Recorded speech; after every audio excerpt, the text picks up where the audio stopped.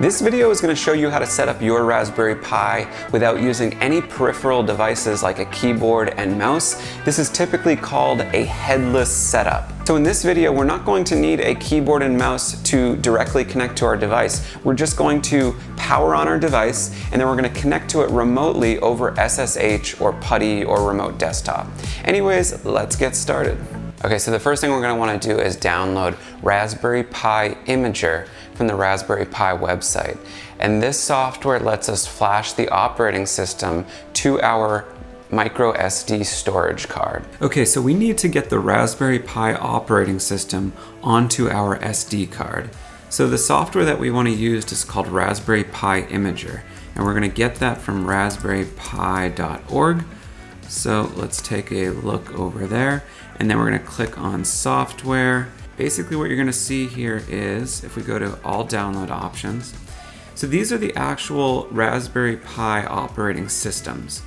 And we're going to want that, but we also need a way to get the OS onto the SD card. We need a flasher. And so we're going to use Raspberry Pi Imager, and this is going to bundle everything together. So let's go ahead and download Raspberry Pi Imager for our system. I'm going to download for Mac OS.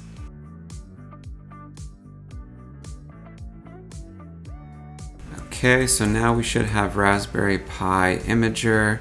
Looks like we do. I'm going to load it up. If you like this video, go ahead and click that like button so we can get it out to a wider audience. Thank you. Okay, so this is going to let us flash the operating system to our SD card. Okay, and since we're looking to flash our SD card, we're going to go ahead and pull it out of our Raspberry Pi slot here.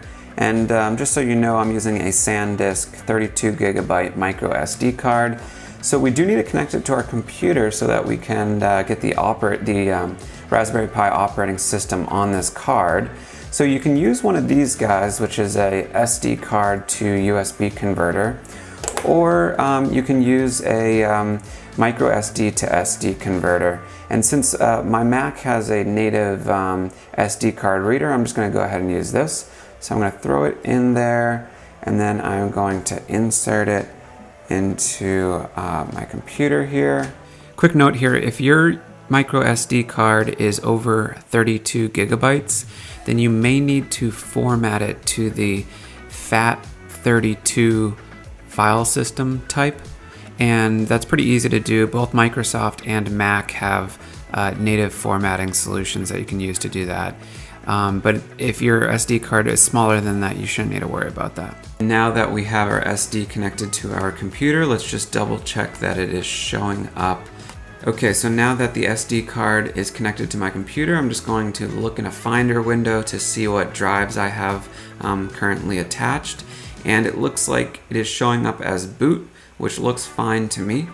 So let's go ahead and flash the Raspberry Pi operating system to that drive. Okay, and since we want our Raspberry Pi to run headless, we want it to immediately connect to our Wi-Fi network. We also want SSH to be enabled on the initial boot up. So there's a special menu option. If you press Control-Shift-X with Raspberry Pi Imager in focus, it will bring up a menu where we can make some of those initial configurations. So we can enable SSH. It's going to ask us to change the default password. That's just a security precaution. And then we're also going to provide our Wi-Fi network name and password. Make sure that you're connecting to a 2.4 gigahertz network because many of the devices can't connect to 5G. Some of them need to be updated before they can do that. And then we'll go ahead and click Save. So we're going to select the operating system we want. I'm going to do the out-of-the-box Raspberry Pi OS 32-bit. And then we're going to select our storage.